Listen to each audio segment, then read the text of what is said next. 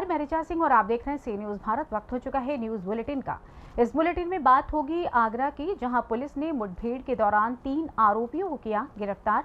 आगे बात करेंगे बरेली की, जहां 4 स्कूटी और 11 बाइक के साथ पुलिस ने 6 आरोपियों को किया गिरफ्तार।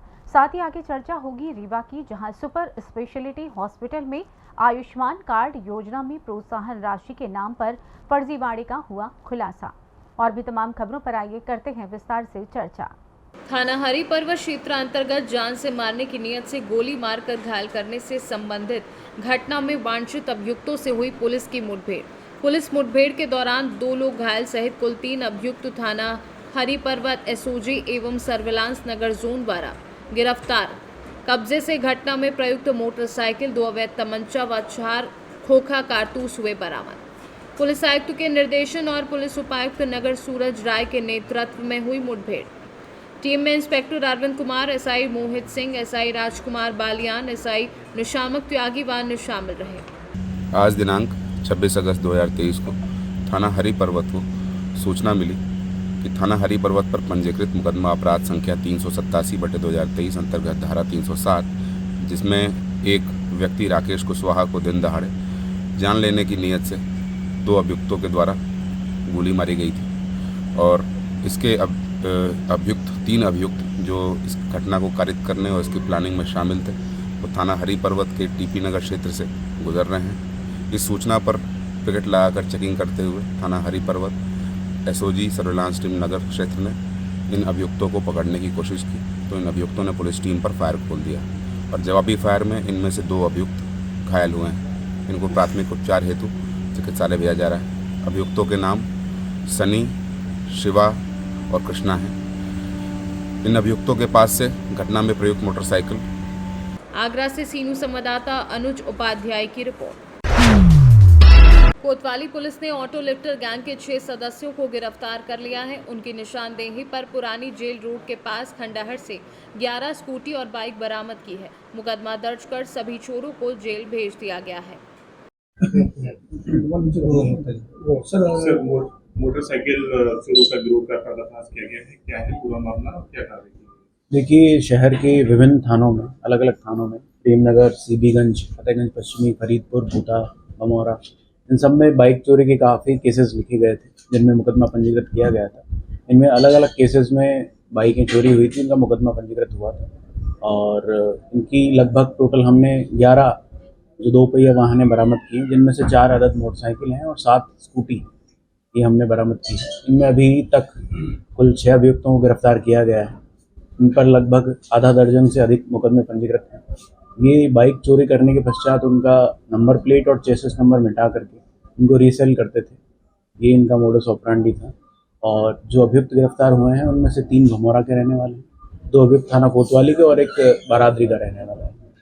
इसके अलावा भी जो इनके अन्य ग्राहक हैं उनका भी पता लगाया जा रहा है। उनको भी भविष्य में जो विवेचना प्रचलित है उनमें से अभियुक्त बनाकर उनको गिरफ्तार करके जेल भेजा जाएगा। कहाँ से अभियुक्त की गिरफ्तारी हुई? अभियुक्त की गिरफ्तारी थाना कोतवाली में ही चेकिंग के दौरान पटेल चौक से गिरफ्तारी हुई। जब चेकिंग कर रहे थे तो जानकारी मिली कि जो वाहन है उसका नंबर प्लेट उससे जो ऐप होती है जिससे चालान होता है उससे मैच नहीं हो रहा है। इस प्रकार से इनकी गिरफ्तारी की। बरेली से सीनू संवाददाता उत्कर्ष सिंह चौहान की रिपोर्ट। सुपर स्पेशलिटी हॉस्पिटल में प्रधानमंत्री आयुष कार्ड योजना में फर्जीवाड़े का मामला सामने आया है, जिसमें आयुष्मान प्रोत्साहन राशि के नाम पर बड़े फर्जीवाड़े का खुलासा लिपिक ने किया था और आयुक्त को पत्र लिखकर इसकी शिकायत भी की थी, जिसके बाद इस मामले की जांच के निर्देश संयुक्त आयुक्त ने श्याम शाह मेडिकल कॉलेज के डीन को दी थी, जिसके बाद इस मामले की जांच की जा रही है। आयुष्मान योजना के तहत इलाज कराने वाले लोगों को 5 लाख का इलाज तो मुफ्त में किया ही जाता है, साथ ही इलाज करने वाले चिकित्सकों और कर्मचारियों को भी प्रोत्साहन राशि मिलती है, जिसके लिए शासन द्वारा किसने कितनी राशि दी जाएगी उसकी भी गाइडलाइन तय है। नोडल अधिकारी से लेकर सुपरवाइजर, नर्स, डॉक्टर तक को प्रोत्साहन राशि दी जाती है। इस प्रोत्साहन राशि को लेकर ही लूट मची हुई है। सुपर स्पेशलिटी अस्पताल में सुपरवाइजर आयुष्मान योजना के रूप में पदस्थ किए गए एक लिपिक शिवम पाल का भी हक मार दिया गया। 2 सालों से आयुष्मान का प्रोत्साहन राशि ही नहीं दिया गया, जिसके बाद इसकी शिकायत शिवम पाल ने रीवा संभाग युक्त से की है। अभी तो मुझे शिकायत किस प्रारूप में है वो प्राप्त हुई नहीं है, और अगर वो डॉक्टरों की तरफ से हुई है या नर्सेस या वार्ड बॉय की तरफ से हुई है तो मैं आपको क्लियर करना चाहता हूँ कि ये जो आयुष्मान योजना है उसके जो हितग्राही है, जो हमारे मरीज है, जब वो भर्ती होते हैं तो ही उनको ये इस योजना का लाभ मिलता है। और मरीज की तरफ से अगर कोई शिकायत हुई है तो अगर वो आउटडोर बेसिस पे अक्सर वो लोग सीटी स्कैन या एमआरआई कराने के लिए हम लोगों को कहते हैं कि, तो हम अक्सर उनको यही कहते हैं कि पहले आप भर्ती हो जाइए ताकि फिर हम उस जांच को हम करा सकें। तो अक्सर एक तो मरीजों की तरफ से शिकायत होती है। दूसरा जो मेरे तक शिकायतें आती है वो डॉक्टरों की आती है कि हमको इंसेंटिव क्यों नहीं मिलता है। तो योजना में 30% इंसेंटिव का प्रावधान है। उस 30% में 10% डॉक्टरों के लिए है और 15% जो हमारे पैरामेडिकल स्टाफ, नर्सेस, उनके लिए होता है। और अगर वो सर्जिकल टीम के हिस्सा है तो 5% एनेस्थीसिया की टीम को देने का प्रावधान है।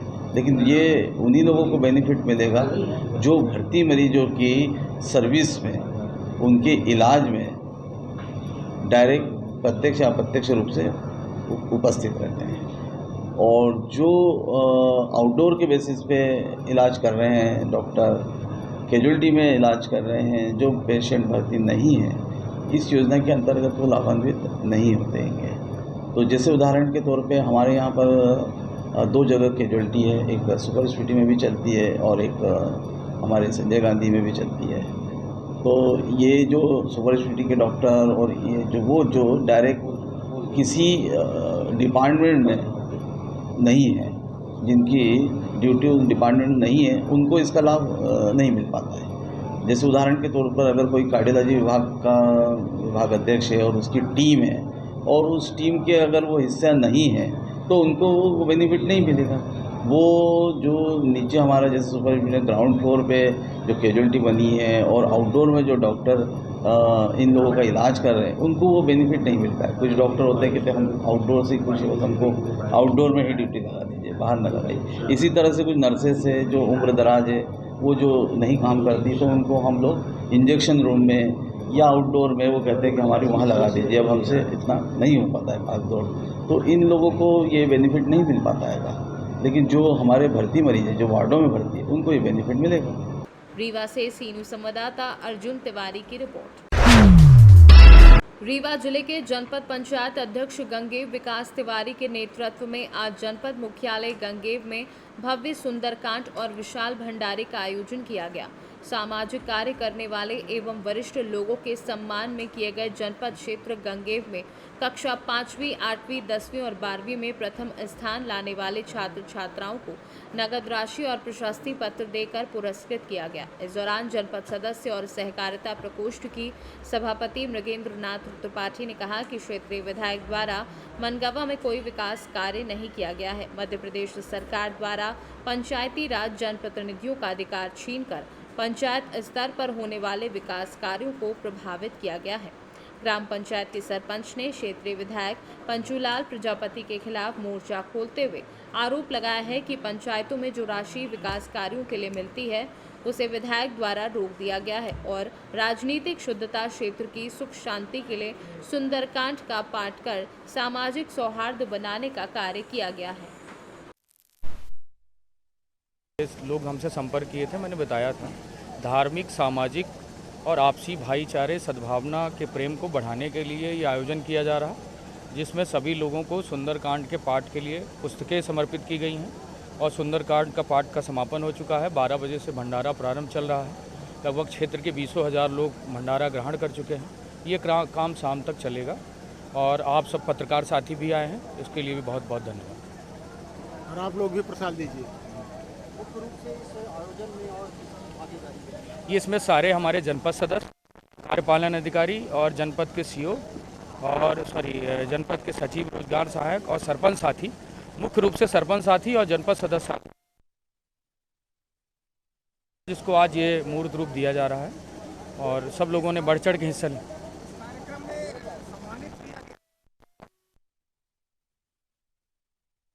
एयरफोर्स से रिटायर्ड लोगों को, शिक्षकों को, प्राचार्य को, प्रोफेसर को एवं कक्षा 5वीं और 8वीं और 10वीं और 12वीं के बच्चे जो सबसे ज़्यादा अंक अर्जित किए हैं पूरे ब्लॉक के अंदर, एक बालक एक बालिका को, 5वीं वाली बालिका को 5,000, 8वीं वाली को 8,000, 10वीं वाली को 10,000 और 12वीं वाले बालक बालिका को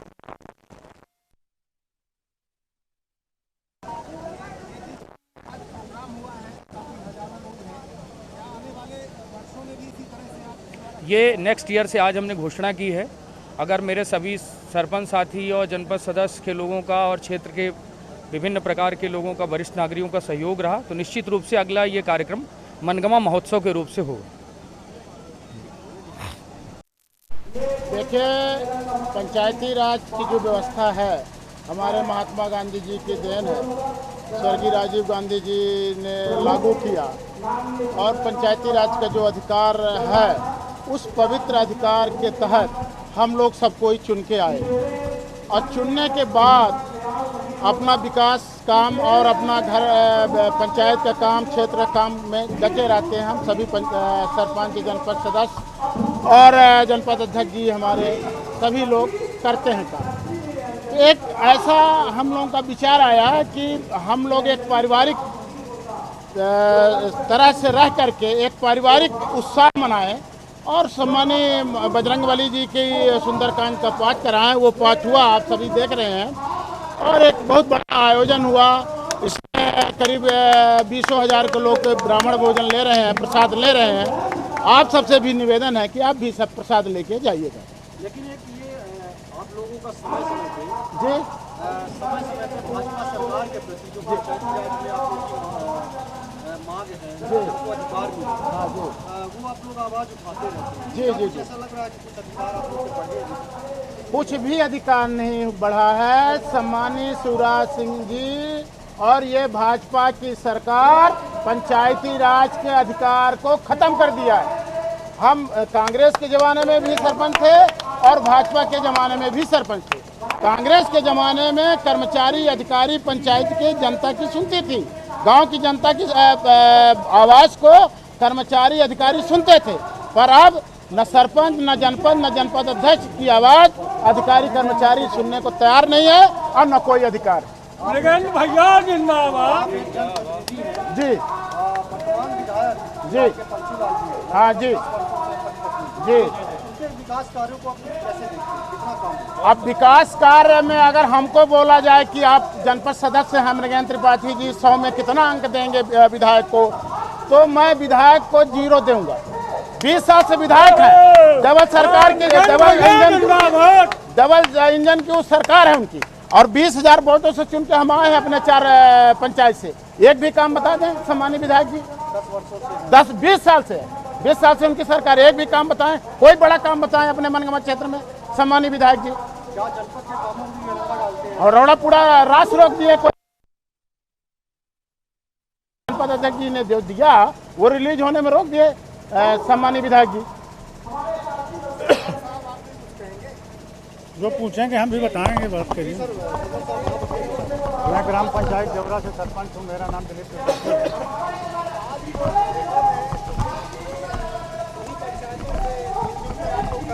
देखिए, हम लोगों ने कुछ आसुरी शक्तियों द्वारा हमारे जनपद को कलंकित किया गया। उसके उद्देश्य में हम लोगों ने सोचा कि एक सुंदरकांड का पाठ कराकर अपने जनपद को पवित्र करें। हम सारे सरपंच, सारे जनपद सदस्य, हमारे सारे सचिव, सारे DRS मिल के हम लोगों ने एक बैठक की। हमारे जनपद अध्यक्ष की अगुवाई में बैठक हुई और ये निर्णय लिया गया कि हमारे जनपद में जो कुछ आसुरी शक्तियों द्वारा हमारे जनपद को कलंकित करने का, हमारे जनपद को जैसे बहुत सारी ऐसी योजनाएं थी जिनको हितग्राहियों तक न पहुंचने देना, जैसे हम लोगों की जो राशि थी उसको आवंटित न करने देना, जिसके उपलक्ष्य में कुछ हम लोगों को परेशानियां हुई। तो हम सब लोगों ने इकट्ठा होकर ये धर्म का काम किया। आज आप लोग खुद देख रहे हैं, कम से कम 15 से 20,000 हमारे ब्राह्मण हर वर्ग के लोग प्रसाद ले रहे हैं। हम लोगों की इच्छा थी कि ऐसा कुछ काम करें जो क्षेत्र में इसका अच्छा मैसेज जाए। ये धर्म का काम है, हम लोग यही उद्देश्य से इस कार्यक्रम को किए। लेकिन एक सवाल ये उठता है कि जब आप अधिकांश सरपंच यहाँ पे आज उपस्थित हैं, तो फिर जो मनगमा के वर्तमान विधायक जब सरपंच उनके साथ नहीं रहेंगे तो चुनाव में इसको तो बहुत बड़ा असर पड़ेगा। अब ये तो चुनाव के समय वक्त बताएगा क्या होगा, इसके बारे में हम कुछ नहीं कहेंगे। चुनाव अपनी जगह है, हम लोग अपने जनपद की बात कर रहे हैं। चुनाव आएगा तो चुनाव में फिर देखा जाएगा। अगर हम लोगों के साथ ऐसा ही व्यवहार है तो हम लोग भी ईंट बजाने का काम करेंगे, ऐसा नहीं। रीवा से सीनू संवाददाता अर्जुन तिवारी की रिपोर्ट। आज कलेक्ट्रेट सभागार बैजोई में जिलाधिकारी मनीष बंसल एवं पुलिस अधीक्षक कुलदीप सिंह गुनावत की अध्यक्षता में कानून व्यवस्था की समीक्षा बैठक का आयोजन किया गया, जिसमें आगामी त्योहारों के दृष्टिगत जिलाधिकारी ने समस्त क्षेत्राधिकारियों से क्या क्या तैयारी की गई और इसके विषय में जानकारी प्राप्त की। जिलाधिकारी ने कांवड़ यात्रा के संबंध में आवश्यक दिशा निर्देश किया एवं सिरसी तथा संभल के उपजिलाधिकारी एवं क्षेत्राधिकारियों को जुलूस एवं मेलों के संबंध में मुतवल्ली एवं संयोजकों के साथ बैठक करने के निर्देश दिए तथा जिलाधिकारी ने पिछले 5 वर्ष पूर्व के मुकदमों के विषय में भी जानकारी प्राप्त की एवं आवश्यक दिशा निर्देश किए तथा अपर मुख्य अधिकारी जिला पंचायत को निर्देशित करते हुए कहा कि जन्माष्टमी के दृष्टिगत राजघाट बबराला गंगा घाट पर पुनः बैरिकेडिंग करना सुनिश्चित करें। समस्त क्षेत्रवासियों को निर्देशित करते हुए कहा कि मेले से संबंधित सूची संबंधित उपजिलाधिकारियों को प्रेषित करना सुनिश्चित करें। संभल से सीनू संवाददाता जगतपाल सिंह की रिपोर्ट। फिलहाल न्यूज बुलेटिन में बस इतना ही। देश दुनिया की तमाम खबरों की जानकारी के लिए आप देखते रहें सी न्यूज़ भारत। हर खबर आपके साथ, आपके हाथ।